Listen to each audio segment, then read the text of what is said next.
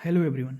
जैसा कि आपको पता है कि यूपीपी रेडियो ऑपरेटर के अंतर्गत हेड ऑपरेटर, असिस्टेंट ऑपरेटर तथा वर्कशॉप व उत्तर प्रदेश पुलिस का एग्ज़ाम बहुत ही नज़दीक है।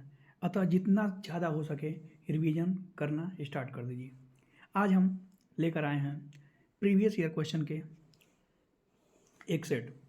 तो चलिए शुरू करते हैं। क्वेश्चन नंबर फर्स्ट है, कंप्यूटर तकनीक की पहली पीढ़ी में किस भाषा का यूज किया गया था?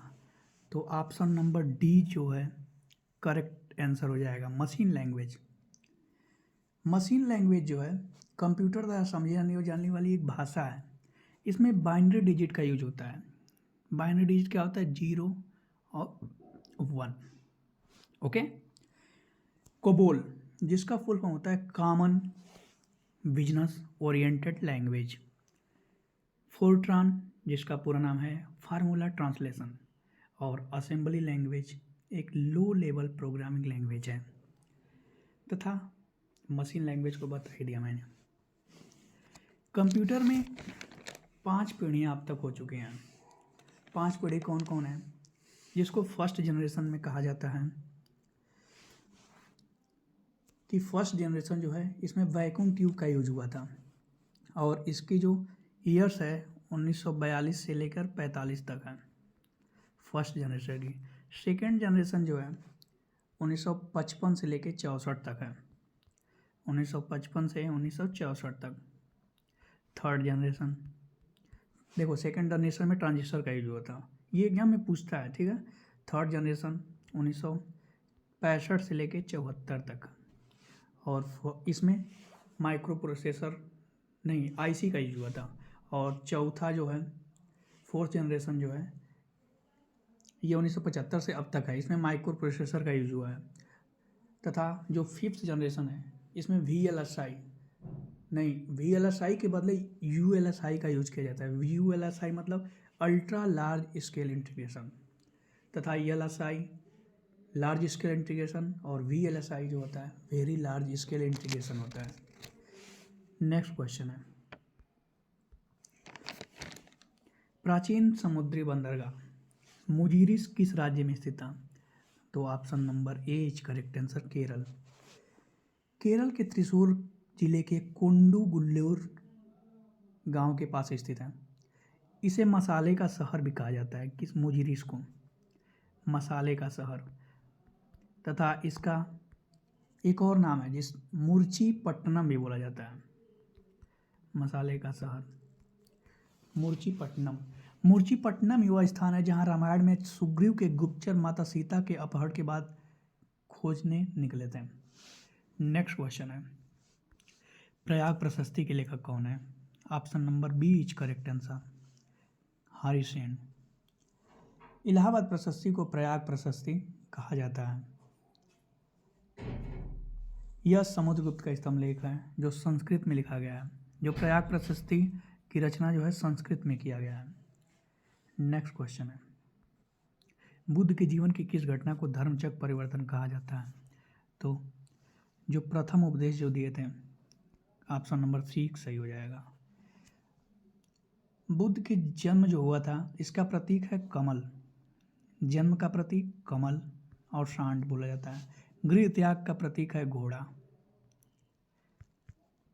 गृह त्याग का प्रतीक क्या है? घोड़ा। निर्वाण का प्रतीक जो है स्तूप नहीं, पद चिन्ह है। और स्तूप जो है मृत्यु का प्रतीक है। जो बुद्ध को ज्ञान की प्राप्ति हुई थी ना, ये बोधि वृक्ष के नीचे मिला था। बोधि वृक्ष को पीपल का वृक्ष भी कहा जाता। अभी ACIO के एग्जाम में पूछा था कि भगवान बुद्ध को जो ज्ञान की प्राप्ति किस वृक्ष के किनारे हुआ था? पीपल, बरगद, साल और आम। तो ऑप्शन पीपल का पेड़ सही हो जाएगा। देखिए अब बुद्ध से संबंधित कुछ इम्पोर्टेंट फैक्ट हैं। बुद्ध का जन्म 563 ईसा पूर्व में कपिल वस्तु के लुम्बिनी में हुआ था। और इनके पिता शुद्धोधन तथा माता माया देवी थे। बौद्ध धर्म में त्रिरत्न है जिसको कहा जाता है बुद्ध,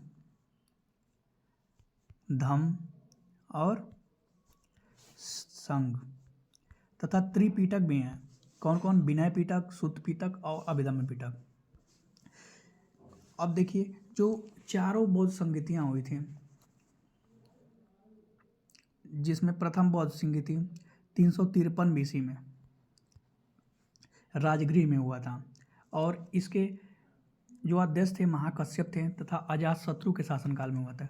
दूसरी बौद्ध संगीति 353 BC में हुआ था। BC मतलब 20 ईसा पूर्व या बिफोर क्राइस्ट बोलते हैं, मतलब सन से पीछे, ईस्वी से इतने वर्ष पहले, ठीक है। और थर्ड बौद्ध संगीति जो हुआ था 255 BC में पाटलिपुत्र में हुआ था। इसके अध्यक्ष मोगलीपुत्तिस्त और ये अशोक के शासनकाल में हुआ था। तथा फोर्थ जो हुआ था कुंडलवन में हुआ था और ये 72 ईस्वी में हुआ था। ईस्वी यानी कि AD बोलते हैं, एनी डबने, ठीक है। अब देखो इसको याद कैसे किया जा सकता है। मैं कैसे याद किया हूँ, जो इस किसके शासनकाल में हुआ था, तो पहली बौद्ध संगीति, दूसरी, तीसरी और चौथी।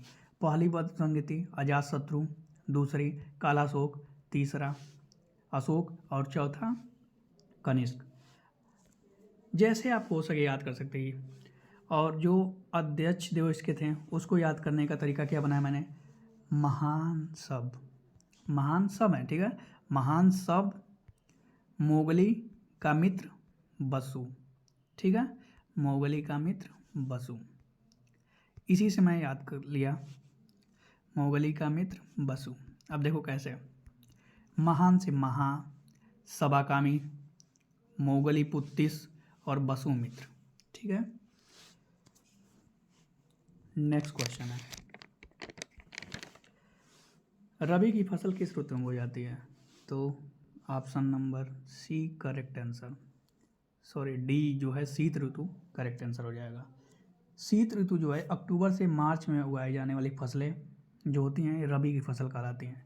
इसमें क्या कहता है, चना, मटर, सरसों, अलसी, ये सब आ जाते हैं। तथा जो खरीफ की फसल होती है ये जून जुलाई में बोई जाती है और अक्टूबर नवंबर में काट लिया जाता है। यानी वर्षा ऋतु की जो फसलें होती हैं, वर्षा ऋतु में जो बोई जाने वाली फसलें होती हैं खरीफ की फसल लगाई जाती हैं। इसमें क्या कहता है, धान, मक्का, सोयाबीन, मूंगफली। जो भी एक्स्ट्रा फैक्ट बता रहा हूँ ये काफ़ी इंपॉर्टेंट है, इसको ज़रूर कहीं नोट कर लो और ये क्वेश्चन एग्जाम में अवश्य पूछे जाएंगे। नेक्स्ट क्वेश्चन है, भारतीय राष्ट्रीय कांग्रेस की प्रथम महिला अध्यक्ष कौन थी, तो ऑप्शन नंबर डी करेक्ट हो जाएगा, एनी बेसेंट। एनी बेसेंट 1917 में जो कलकत्ता का अधिवेशन हुआ था इसकी अध्यक्षता की थी। अगर यही पूछेगा कि भारतीय राष्ट्रीय कांग्रेस की प्रथम महिला भारतीय अध्यक्ष कौन थे, तो सरोजिनी नायडू ऑप्शन सही हो जाएगा। ये 19